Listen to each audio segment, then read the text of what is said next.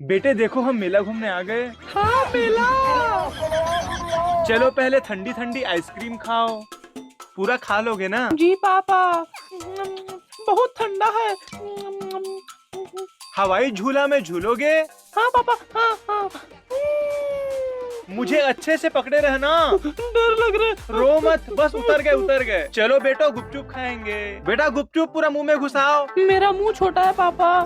ठीक है बेटा मैं खा रहा हूँ। बिस्तर में रोज सुसु करते हो, चड्डी लेनी पड़ेगी ये वाला। भगो, तुम्हें चड्डी नहीं मिल सकती। क्यों? क्योंकि तुम्हारा सब्सक्राइबर कम है। सब सब्सक्राइब करते हैं ना। अरे करो ना।